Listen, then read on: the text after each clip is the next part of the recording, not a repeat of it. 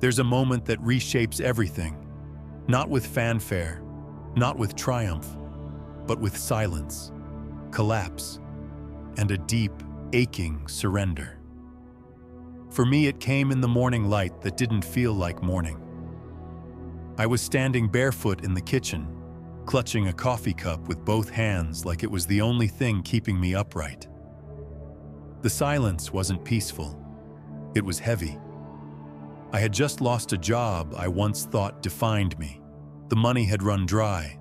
The future looked like static on a broken screen, and the people I thought would always be there had either drifted or disappeared. Have you ever stood in the ruins of what used to be your life and wondered, what now? If you have, I see you. If you're there now, stay with me.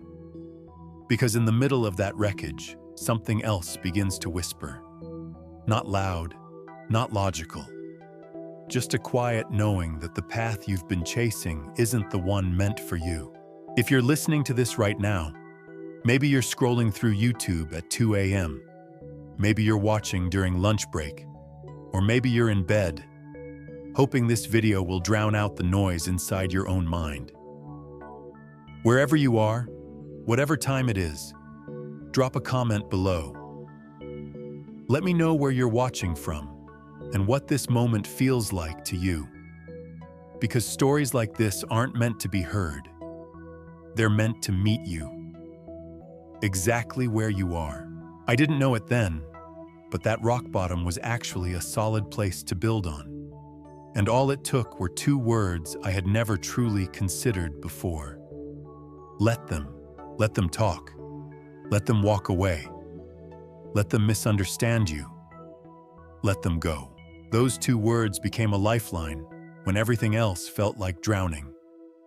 You see, I'd spent most of my life gripping people, gripping outcomes, gripping expectations. If someone disrespected me, I confronted. If a friend didn't text back, I spiraled. If someone didn't understand me, I explained. Over and over and over, like I could force clarity with more words. But what if the answer was not more effort, but less? What if it wasn't in holding on tighter, but in letting go? It sounds simple, almost dismissive. Just let them. But letting someone be who they are, letting life unfold as it will, takes more courage than most people ever realize. Because to truly let go of control, you have to confront the parts of yourself that need control. You have to stare down the anxiety that screams, if you don't manage everything, you'll lose everything. And that's terrifying. Until you realize you already lost what wasn't real, what wasn't mutual, what wasn't healthy, what wasn't meant for you. Let them became a mantra. But it wasn't passive. It was fierce. Fierce in its boundaries, fierce in its clarity. It said, I'm no longer available for emotional chaos I didn't create. And it allowed me to stop contorting myself into someone who could be liked, understood, or chosen. Because I finally chose myself. There's a strange kind of power in letting people walk away. Not because you're spiteful, not because you're giving up, but because you finally know your worth doesn't live in someone else's hands. That power is quiet, but it's unmistakable. And here's what no one tells you. When you stop chasing people, they show you exactly who they are. Some leave, some return, but most reveal the truth you were too afraid to admit. You'll start to notice how peaceful your life becomes when you stop trying to change other people. When you stop rewriting your personality to fit the room. When you stop explaining your soul to people committed to misunderstanding it. Let them be messy. Let them take you for granted. Let them underestimate you. Because every time you say, let them, you're also saying, let me. Let me be free. Let me be real. Let me heal. This isn't a theory you memorize. It's one you live. In traffic, in family dinners, in heartbreak, in boardrooms, in the middle of night when anxiety taps your shoulder and reminds you what they said, what they did, what they might do again. And in those moments, you say it again. Let them. Let them. Let them. Because the moment you stop reacting is the moment you start reclaiming your life. And this is where we begin. Next, we'll explore what happens when let them meets its counterpart, let me, and how this duo rewires everything about how you move through the world. There's a truth we don't talk about enough. Freedom isn't just about letting others go. It's also about letting yourself in. After let them, a natural silence follows. It can feel hollow at first, like you gave something up. But if you stay long enough in that space, another voice starts to speak. It's quieter, more personal. It says, let me choose peace. Let me walk away. Let me grieve, then grow. Let me trust myself again. Let them is the release. Let me is the reclaiming. They are not opposites. They're dance partners in the choreography of your healing. Before I understood this, I confused peace with passivity. I thought if I stopped reacting, I was giving up. But what I was really doing was clearing space, and in that space, I could finally hear what I needed. Not what they needed. Not what the world expected. What I needed. Let me isn't about ego. It's about responsibility. It's about asking the deeper question. Now that I've stopped trying to manage everyone else, what do I choose for me? Most people never ask that. Because most people never pause long enough to stop performing.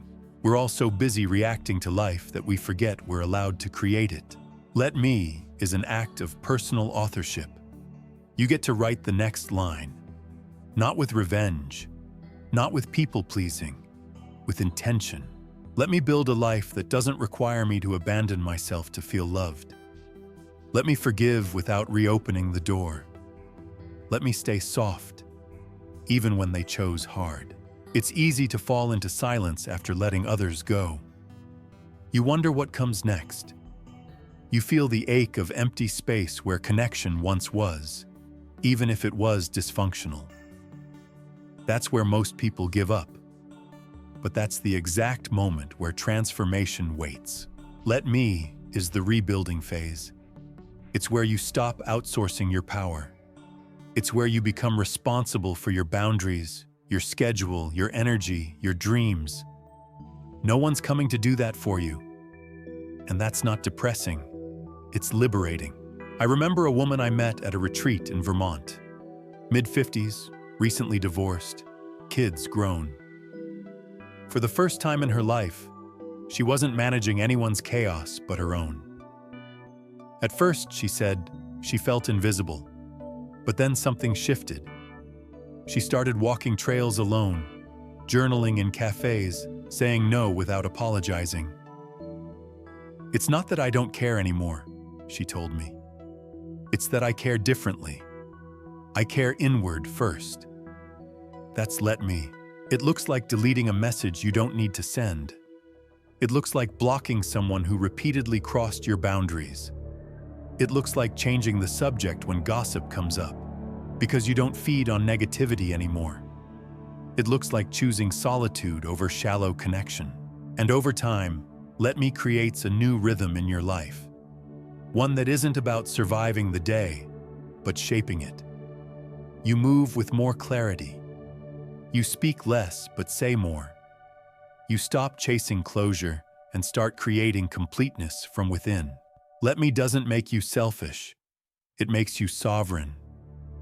You become someone who can walk into a room and not need it to approve of you. Someone who can love deeply without losing themselves. Someone who can say no without guilt and yes without fear.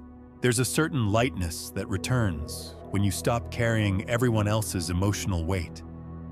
You start to feel your own voice again, not the one shaped by defense mechanisms or performance, but the real one, the soft one, the one that was buried under years of pleasing, proving, and pretending. Let them as brave, let me as wise. Together, they build a boundary that doesn't need walls. It simply filters what gets to stay in your life and what needs to move on. Next, we'll explore the root of this need to control. How the illusion of control becomes a prison disguised as protection. 3. We don't usually recognize control as a form of fear. It wears disguises: concern, care, just trying to help. But underneath, it's always the same trembling hand trying to hold together a world we secretly believe will fall apart without us. Control is seductive. It convinces us that if we just say the right thing, predict their behavior, micromanage the outcome, we can avoid disappointment, rejection, chaos. But control doesn't prevent pain. It delays it. It packages anxiety into constant vigilance. It makes your nervous system believe that peace is only available when everyone around you behaves exactly how you want them to. Let's call it what it is: exhausting. I used to think control was strength, that if I could anticipate everyone's needs, I was valuable, that if I could keep everyone happy, I'd be safe. But all I ever became was invisible to myself. And maybe that's you too. Maybe you've made yourself so agreeable, so helpful, so accommodating, that no one really knows who you are. Because control doesn't just limit other people, it erases you. The irony is painful. The more you try to manage people, the more unmanageable life becomes. Because people don't want to be fixed. They don't want to be reshaped or rescued. They want to be seen, and control makes that impossible. I once worked with a team leader who thought micromanagement was love. He followed up on every detail, corrected every email, hovered in every meeting. He was drowning in anxiety but masking it with precision. His team, despite his help, was miserable. Turnover was high. Morale was low. When he finally backed off, out of burnout, not enlightenment, something strange happened. Productivity rose. Creativity bloomed. People felt trusted. What changed? He stopped containing everyone. Control is a cage that makes you believe you're protecting others, when really you're imprisoning yourself. So what's underneath the need to control? Fear of rejection, of abandonment, of feeling powerless. And instead of facing those emotions, we create systems of surveillance, checking their social media, over-explaining our choices, rereading messages, looking for hidden meanings. We try to outthink hurt, and it never works. But here's what does work. Let them.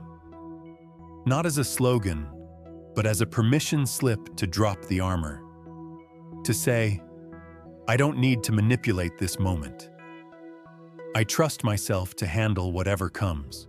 When you do that, you stop performing safety, and you start building it. You learn that you're not fragile. You can survive being misunderstood. You can walk through awkward silence. You can release the apology tour. You can allow others to have their own experience without making it about your worth. That's what people don't tell you. Letting go of control doesn't mean chaos.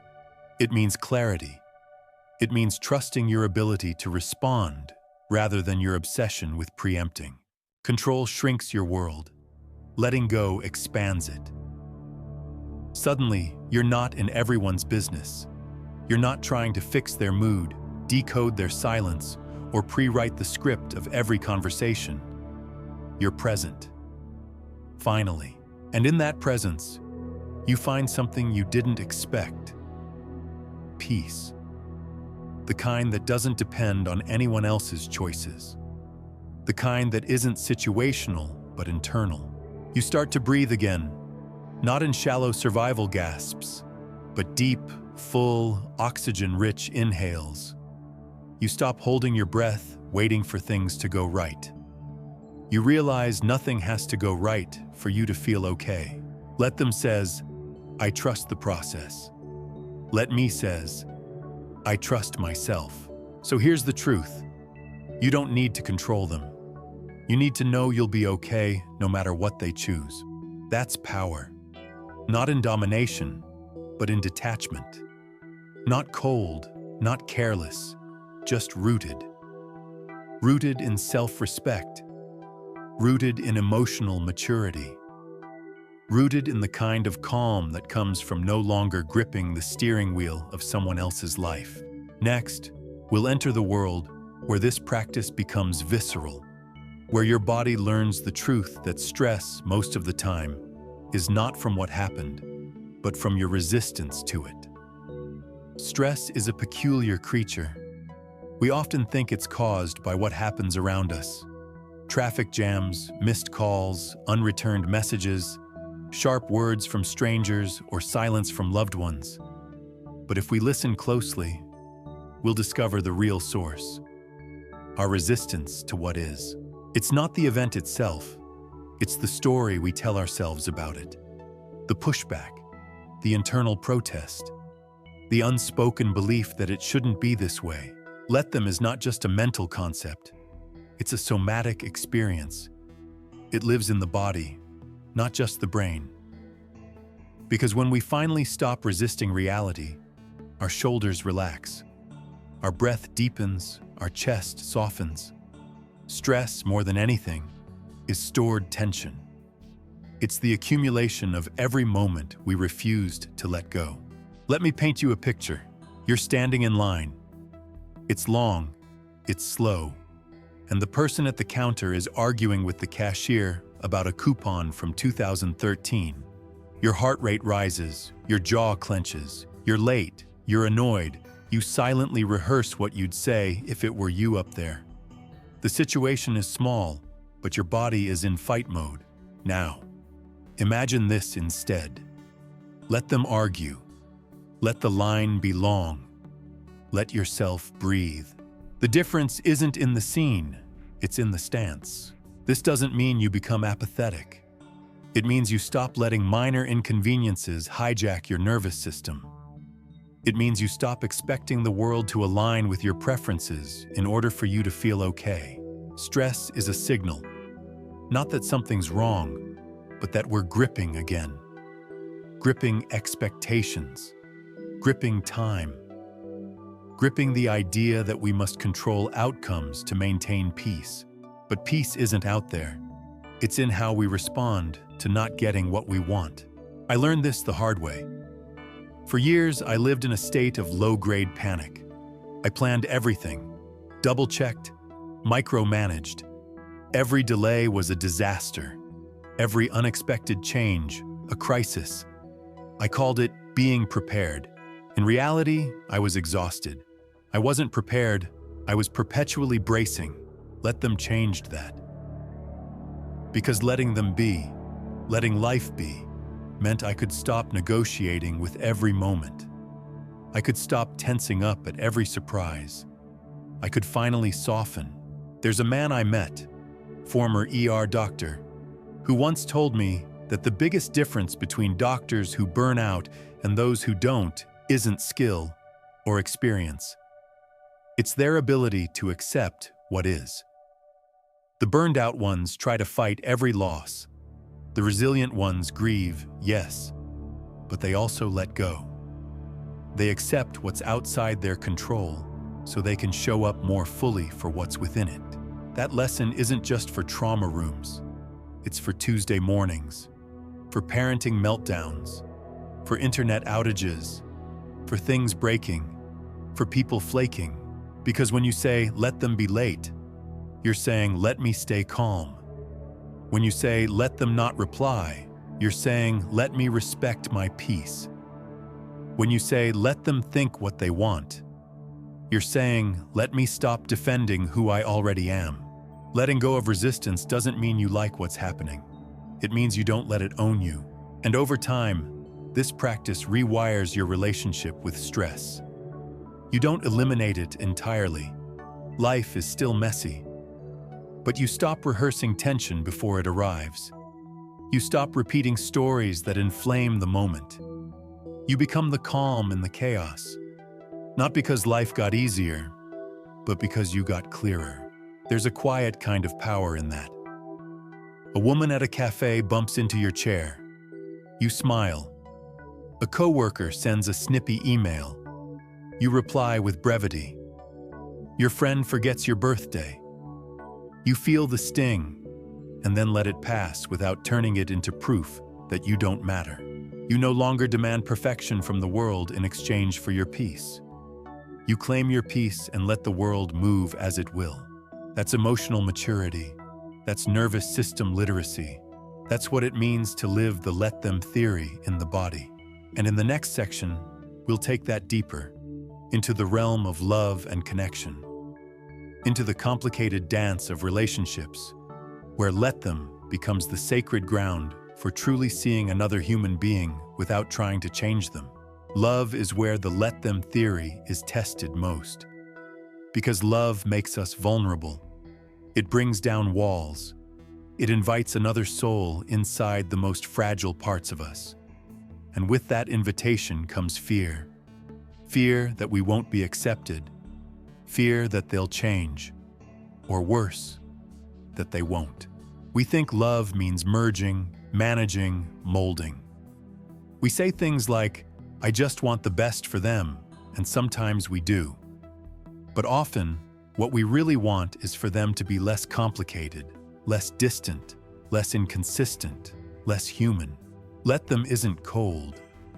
It's the warmest kind of love.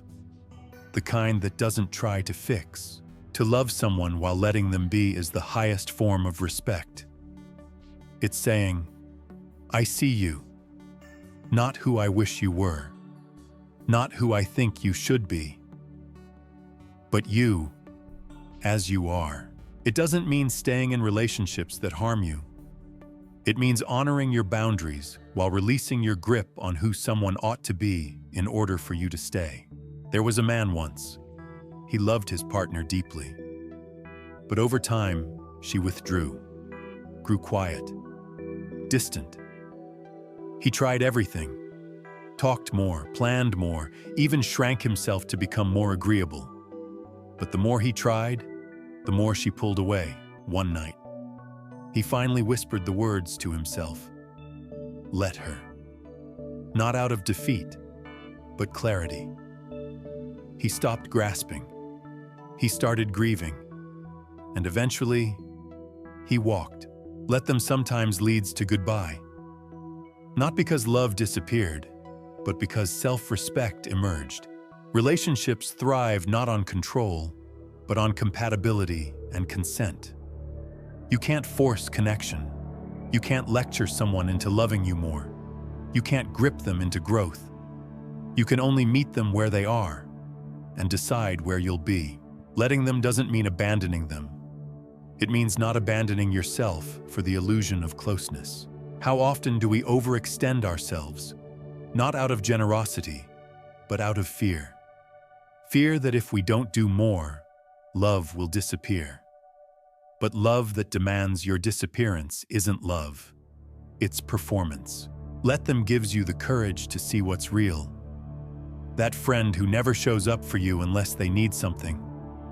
Let them. That family member who always undermines your choices. Let them. The partner who keeps breaking promises. Let them. And then let yourself decide, is this who I want to build with?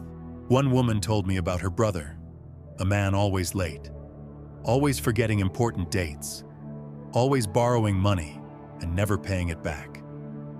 She spent years resenting him, chasing him, trying to get him to be different. Then one day, she stopped. Not bitterly, she still answered his calls, still loved him.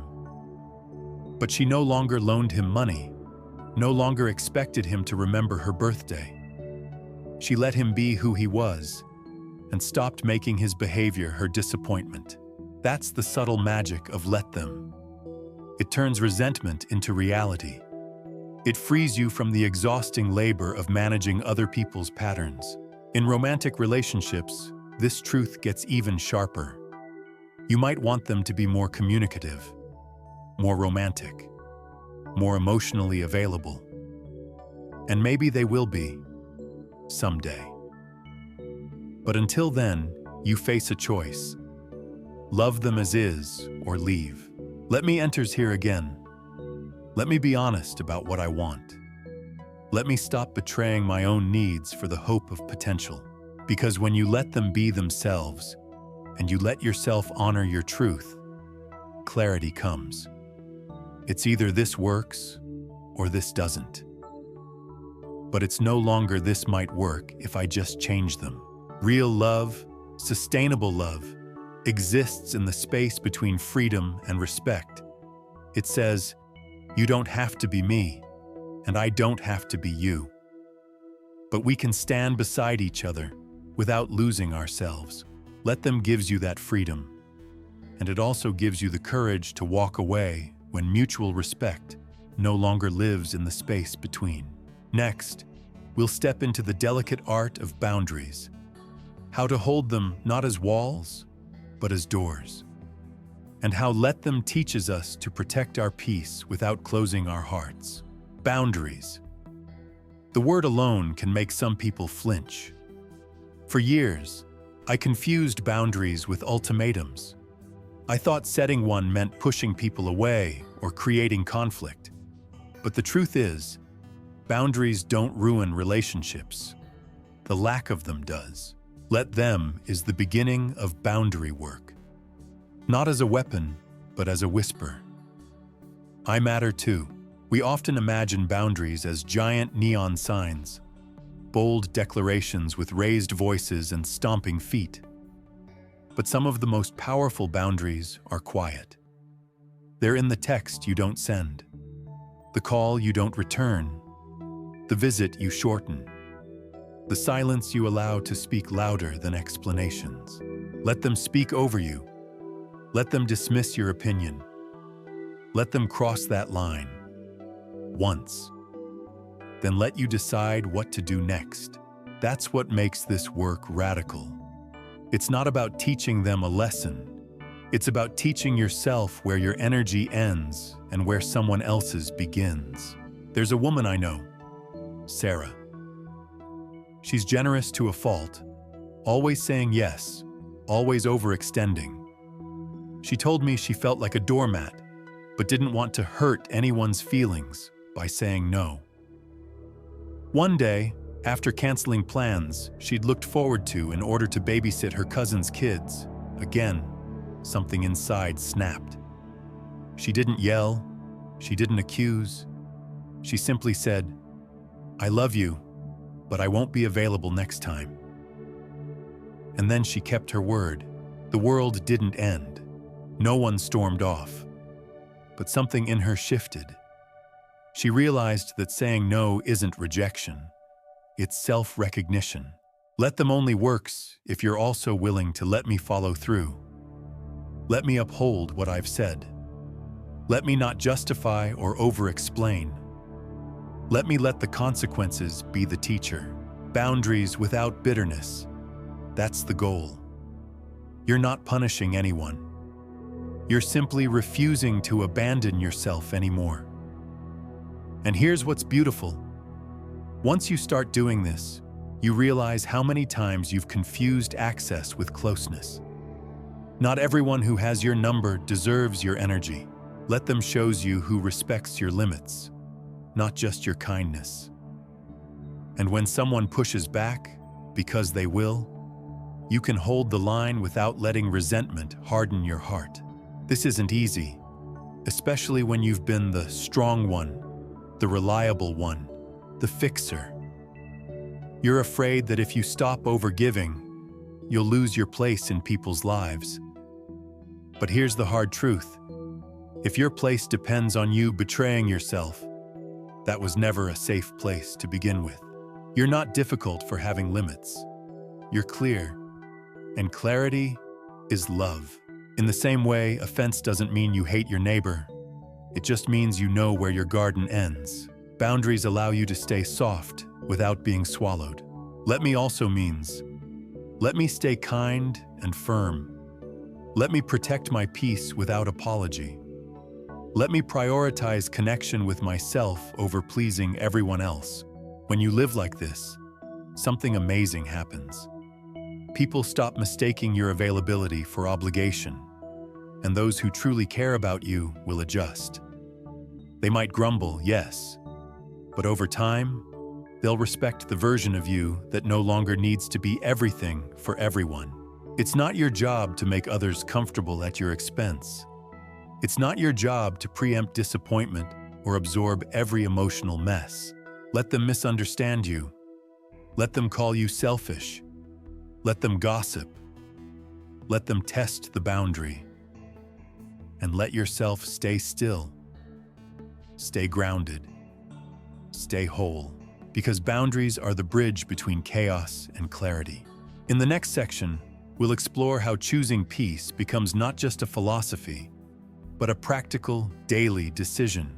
How Let Them teaches you to choose your own calm, no matter how loud the world gets. Peace is not the absence of conflict. It's not silence or detachment, or pretending everything's fine. Peace is the presence of alignment.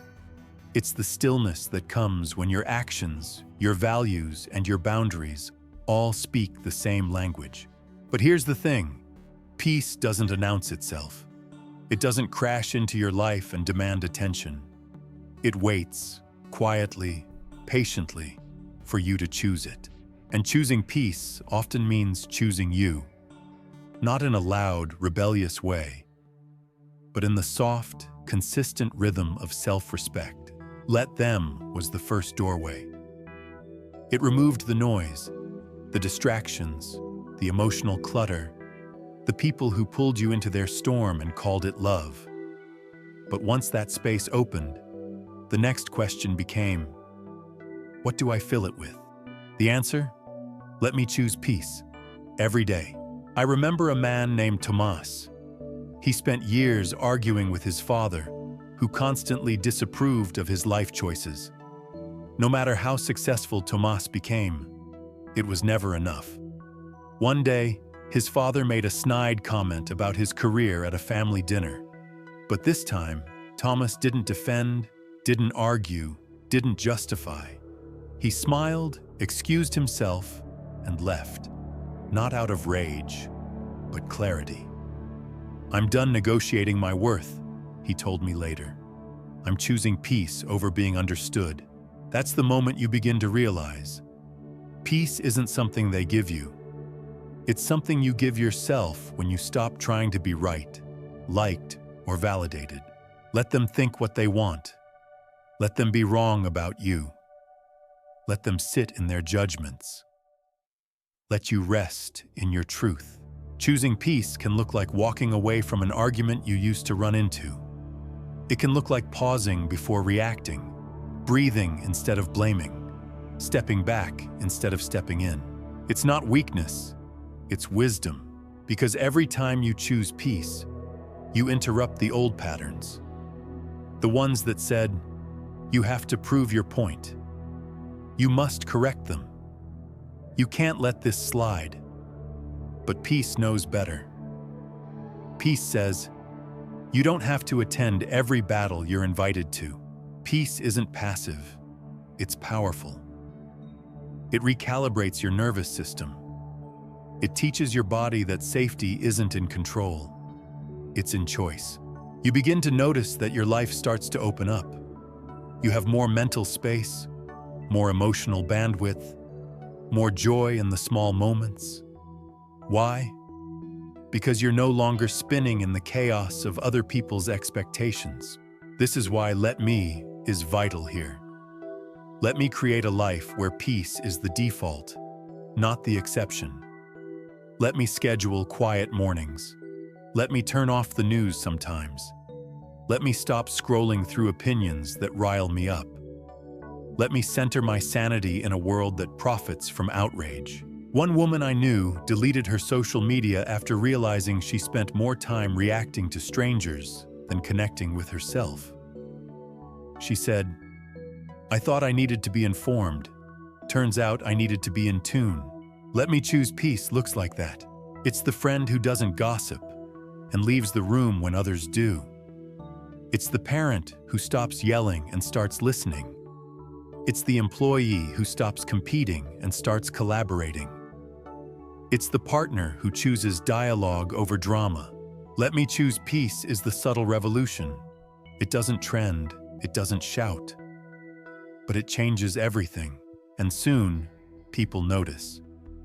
Not because you say more, but because your energy speaks. You walk into rooms differently. You respond to stress differently. You hold yourself differently. Not because life stopped being hard, but because you stopped making it harder than it needed to be. In the next section, we'll step into the heartbreak space. The moments where people leave, where you feel forgotten, discarded, or rejected. And we'll see how let them becomes the unexpected pathway to deep healing and rebirth. Rejection, abandonment, being left behind. These are some of the deepest wounds we carry, not because they hurt our pride, but because they shake our sense of worth. The quiet echo of "I wasn't enough" can follow us for years, even decades.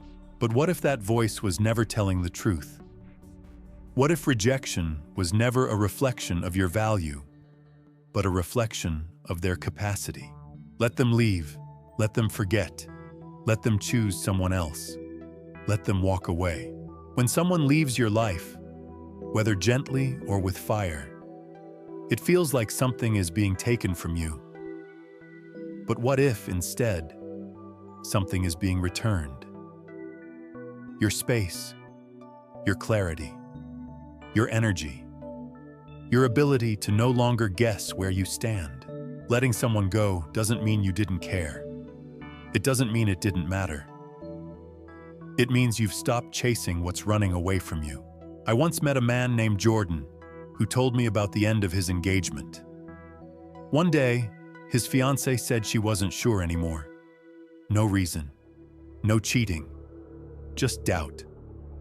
For weeks, he begged for answers, tried to convince her, replayed every moment.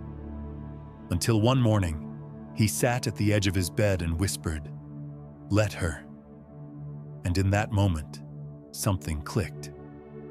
He said, "I realized I was mourning the promise more than the person, and I was bargaining with my own self-worth." That's the turning point. Rejection feels personal, but most of the time, it isn't. People leave because they're unsure of themselves, because they're scared, because their wounds can't hold what you offer, because they were never yours to begin with. And holding on to them is like clenching sand. Let me heal doesn't mean ignoring the pain.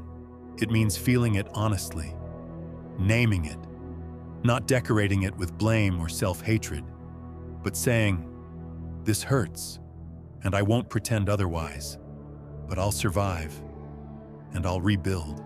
Rebuilding after rejection is sacred work. It's learning to live without the apology you never got, without the explanation that would have helped. It's realizing closure doesn't come from them. It comes from you closing the loop in your own heart. You stop waiting for their understanding and start giving yourself compassion. You stop needing them to come back in order to feel whole. You realize, if someone can leave when you're loving them with all your heart, then maybe they weren't meant to receive that love in the first place. And that realization, that's your return. Let them allows you to take off the mask of being okay, to cry if you need to scream in the car, to feel every ounce of disappointment, and then, slowly, to rise. Let me looks like pouring your love back into yourself. It's long walks without your phone. It's writing letters you never send. It's changing your number. It's going back to therapy. It's remembering that the people meant for you will never need to be convinced. And eventually, you notice something. The longing fades, the sting softens, and what once felt like a gaping wound becomes a scar, still there, but no longer bleeding. Let them leave and let me stay. stay with myself, stay grounded, stay open. Because the goal was never to be unbreakable. It was to heal better, to rebuild stronger, to stop making rejection a mirror and start making it a map back to your center, to your voice, to your peace, to the life that's been waiting for you to choose it. Next, we explore the misconceptions around let them, how people confuse it with apathy, and why it's actually the most active, conscious choice you can make. It's easy to misunderstand let them. On the surface, it might sound like detachment, like giving up, like throwing your hands in the air and saying, whatever. And some people will hear it that way, because they haven't learned to distinguish indifference from inner freedom. But let them is not apathy. It's not a wall. It's not a cold shoulder. It's a doorway. One you walk through when you're done with the drama, done with the chasing, done with betraying your own nervous system in the name of connection. Let them isn't saying I don't care. It's saying I care enough not to contort myself anymore. We grow up thinking love is sacrifice, that if you really care, you'll stay, you'll fight, you'll fix. But sometimes, real care looks like letting go, and real wisdom looks like walking away without slamming the door. I once knew a teacher named Leon. Her students adored her, but she was constantly battling the system. School politics, lack of resources, unsupportive administrators. For years, she fought to change things, wrote letters, stayed late, showed up early. But every attempt to create change was met with indifference or resistance. One day, she said to herself, let them ignore it. And then she left. Not from bitterness, but from alignment. She found another school that welcomed her vision. She said, the moment I stopped pushing against closed doors, new ones opened. That's the quiet truth. Let them isn't resignation. It's redirection. People might say you're giving up. Let them. People might say you're cold. Let them. People might say you've changed. Let them. Because you have changed. You've outgrown the version of yourself who needed to explain everything, who believed that love meant staying silent, who chased validation like it was oxygen. Now you're learning the deeper work. How to stay soft and firm. How to say no without guilt. How to walk away without theatrics. How to protect your energy without turning off your empathy. Let me means, let me stop managing everyone's perception of me. Let me stop clarifying what needs no clarification.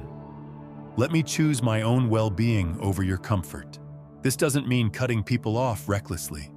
It means recognizing who drains you, who derails you, who depends on your lack of boundaries to stay close. And it means lovingly, quietly, and clearly saying, no more. Let them works best when it's partnered with presence. You don't ghost. You don't disappear in silence and call it healing. You communicate once, clearly, kindly, and then you stop participating in cycles that deplete you. Someone doesn't respect your time? Let them. Someone talks over you in every conversation? Let them. Someone disappears when you need them most? Let them. And then you make your choice. Let me be around people who do the opposite. Let them isn't spiteful. It's spacious. It creates room for you, for peace, for new connections that don't require your self-erasure. Yes, some people will misunderstand you. They'll say you're being selfish. They'll try to provoke you back into old dynamics. They'll ask, what happened to you? And you can answer, or you can smile. Because you know what happened. You healed. You chose different. You chose you. Let them is not about abandoning people. It's about not abandoning yourself. And as we move forward, we'll look at the places where we're most tempted to play the rescuer, the fixer, the savior, and how let them shows us the way to love without losing ourselves in the process. There's a hidden identity many of us carry without knowing. The rescuer. The one who shows up when everything falls apart. The one who absorbs pain, offers solutions, extends themselves far past the limit. Because that's what good people do, right? But the savior role is seductive and dangerous. It feels noble. It feels needed. And for a while, it gives us something to hold on to, a sense of purpose, control, maybe even love. Until one day, we realize we're running on empty, and no one's coming to refill the tank. Let them is the medicine to this illusion. Let them figure it out. Let them feel the consequences. Let them take responsibility. Letting people face their own messes doesn't mean you don't care. It means you believe in their ability to grow. And maybe, just maybe, it means you're finally willing to let go of the belief that you're responsible for everyone's healing. There was a man named Elijah, a brilliant creative who spent years helping his brother get back on his feet. Loans, job referrals, a place to stay. Every time his brother fell, Elijah caught him. Until one night, he didn't. He let the phone ring. He let the silence sit, not to punish, but to pause, to stop the cycle. And something shifted. His brother struggled, yes, but eventually stood. And Elijah realized, every time I saved him, I delayed his strength. That's the hard edge of love, the kind that steps back so someone else can step up. We become addicted to fixing because it gives us identity. But when your worth is built on being needed, you will never feel safe in stillness. You will always chase chaos to feel valuable. Let me means, let me be loved without being used. Let me feel safe when I'm not saving. Let me trust that I matter even when I'm not doing. This shift doesn't happen overnight. It happens in small, gut-wrenching moments where you don't send the money, don't rearrange your day, don't call to smooth things over. Instead, you sit with the discomfort of not intervening. You breathe through the urge to rescue, and you whisper to yourself, "This is not mine to fix." Sometimes we rescue because we were once the ones no one came for. We swore we'd never let someone else feel abandoned. But in trying to save others, we keep abandoning ourselves, our rest, our dreams, our inner peace. Let them invite you to return to yourself. Let them grow through their own timing. Let them build resilience. Let them learn from their decisions. And let yourself watch with compassion, not control. This is especially hard in families. Parents who keep bailing out adult children. Siblings who constantly step in to mediate. Spouses who carry the emotional labor for two. But the truth is, every time you overfunction, someone else underfunctions. Let me is the courageous step back. Not out of malice, but maturity. It says, I believe in your ability to navigate life, even when it's messy. I will love you from over here, while I tend to my own garden. When you do this, your relationships start to shift. Some people will thank you. Some will fight harder to pull you back in. But the ones who truly love you, they'll adjust. They'll rise. They'll respect the new dynamic. Let them isn't about abandonment. It's about accountability. And let me is about acceptance. The acceptance that your worth was never meant to be proven through self-sacrifice. So if you've been playing the savior, breathe. You're allowed to stop. You're allowed to rest. You're allowed to be loved for who you are, not just what you do. In the next section, we'll bring this philosophy into the spaces where we feel most responsible. Parenting, friendships, and the wider world, and how let them creates maturity in places we once tried to micromanage. There's no arena more vulnerable, more loaded with expectation, than the ones where we feel responsible for other people's outcomes, especially parenting, friendships, and the world around us. These are the places where our urge to control, fix, and prevent pain gets disguised as care. But care doesn't mean control, and love doesn't mean managing someone's journey. Let them shows up in parenting when your child is stumbling, making choices you wouldn't make, struggling through consequences you wish you could erase. And yet, you pause. You breathe. You say, let them learn. Because their growth doesn't happen in your shadow. It happens in their own light. A mother once told me about her teenage son. He was bright, kind, but reckless. He failed classes, missed curfews, rolled his eyes at every attempt to connect. She cried, pleaded, punished. Nothing worked. One day, she stopped. Not because she gave up, but because she realized, I can't make him become who he isn't ready to be. So she switched from lectures to listening, from commands to curiosity. And slowly, he began to shift. Not because of force, but because of space. That's let them. It's not neglect. It's trust. It's saying, I'll walk beside you, but I won't carry you. In friendships, let them looks like not chasing those who ghost you, not rescheduling 5 times for someone who never follows through, not over-explaining to someone who stopped showing up for your joy. One man shared how he stopped reaching out to a friend who never initiated contact. It hurt, he said, but it also freed me, because I realized I was trying to keep something alive that only I was feeding. Let me, in these spaces, becomes a mantra of self-respect. Let me hold standards without resentment. Let me make peace with being misunderstood. Let me stop managing people's reactions and start managing my own alignment. And what about the world? The chaos, the injustice, the endless stream of news and outrage. Let them hear doesn't mean apathy. It means choosing your lane of impact. You can't fix the world by burning out in despair. You fix it by living well, by modeling emotional maturity, by choosing kindness in small moments, by refusing to let the outer noise destroy your inner compass. A teacher in Baltimore once told me, I used to come home furious. I couldn't sleep. I carried every student's pain, every systemic failure, and then I burned out. He paused. Now I still care, but I care sustainably. I work hard, then I come home and rest hard.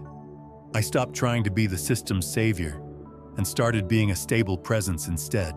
Let me means, let me care deeply without drowning. Let me raise children who can handle disappointment. Let me allow friendships to evolve or dissolve naturally. Let me engage with the world from grounded compassion, not constant rage. Because here's the paradox. When you let them, you often invite more growth, not less. Kids rise when they're trusted. Friends return when they feel free. And the world becomes more humane when we stop yelling and start embodying. You begin to see people for who they are, not who you need them to be. You stop scripting their next move. You start living yours. This is emotional maturity. This is soul-level adulthood. And it's not always neat or tidy, but it is honest. And in honesty, there is peace. Next, we enter the final transformation. The shift from merely surviving life to owning it. From reacting to reclaiming. From shrinking to showing up fully. It's time to let yourself live your let me. Somewhere along this journey, the words let them stopped being just a practice and became part of your DNA. But there's one more doorway to walk through, perhaps the most sacred one. Let me fully show up. Not just quietly choosing peace, not just gently withdrawing from drama, but boldly living the life that aligns with your deepest truth. Let me own my voice. Let me live without apology. Let me create, speak, write, lead, dream out loud. Because once you've let them go, once you've let them walk, Once you've stopped explaining, chasing, fixing, you're left with you, the clearest, most open version of you. And now comes the question, what will you do with that freedom? Let me doesn't mean perfection. It means presence. It means you show up messy and real. It means you stop shrinking to fit into spaces that were never built for your full self. A woman named Janelle once told me she used to write poetry in secret. Beautiful, aching, honest words. But she never shared them. Why? I didn't want people to think I was too emotional. Then, after a friendship ended abruptly, she whispered, "Let them," and began writing again. Not for praise, not for validation, but for healing. She posted one poem, then 2, then 20. And now thousands read her words. But the real win. She reads her own soul and finally lets it breathe. That's what Let Me looks like in the wild. It's showing up to the dinner party without makeup because you felt like it. It's raising your hand at the meeting even if your voice shakes. It's starting the podcast, launching the business, quitting the job, saying the words you never thought you'd say. Let Me is where everything that's been waiting in the shadows finally steps into the light. And yes, some people will fall away. Let them. Some people won't understand. Let them. Some people will criticize, mock, distance. Let them. Because you're no longer molding yourself for comfort. You're embodying yourself for truth. You stop checking in with everyone else before you move. You stop filtering your joy through their lens. You stop waiting for consensus and start trusting your clarity. This isn't selfish. It's sacred. Let Me looks like dancing without choreography, laughing without shame, loving without masks, leading without needing approval. It's waking up and asking, what do I want to feel today? What do I want to create? What do I need to stop tolerating? Who do I want to be, really? Without the performance, because the point of Let Them wasn't just peace, it was permission. Permission to become who you were before the world told you who to be. And now, as this journey nears its close, you realize, Let Them wasn't just about others. It was the path back to yourself, a mirror, a fire, a compass, a doorway. You don't have to ask anymore. You don't have to shrink. You don't have to hustle for belonging. You are already worthy, already ready, already here. Let me take up space. Let me rest. Let me rise. Let me remember. And let me end this with a simple truth. You never needed fixing. You only needed freeing. So here we are, at the quiet end of a loud journey, at the edge of who you've been, and the invitation into who you're becoming. Let them. 2 simple words. But you now know they are anything but simple. They are a philosophy, a practice, a revolution in slow motion. They taught you that peace is not the absence of conflict, but the presence of boundaries. That control is a cage. That love, real love, holds space, not chains. That people will walk, misunderstand, fall short, or leave. And that none of that diminishes your value. And then came the second half, the half that most people miss. Let me choose stillness over spirals. Let me stay soft in a hardened world. Let me say no with love and yes with intention. Let me stop living for approval and start living on purpose. You've traveled through heartbreak, through confrontation, through the loss of illusions and the birth of clarity. You've felt the sting of rejection and the relief of release. You've remembered how to breathe again. Now comes the practice. It won't be perfect. You'll forget. You'll get pulled back into old dynamics. You'll reach for control. You'll want to explain, to fix, to chase, and that's okay. Because every time you remember these 2 words, you come back. You find your center. You reclaim your space. So use them, whisper them, shout them, Write them on sticky notes. Breathe them through tears. Say them in moments of uncertainty. Let them, let me. Not because it's a trendy mindset, but because it's a lifeline. A truth you can hold when everything else feels like it's slipping. And when you meet someone else on this path, someone unraveling, rebuilding, trying to figure out how to stay soft in a world that asks them to be hard, you'll recognize it in their eyes. You'll smile, and you'll know. They've heard the whisper too. Let them, let me, let us, all of us live a little more free.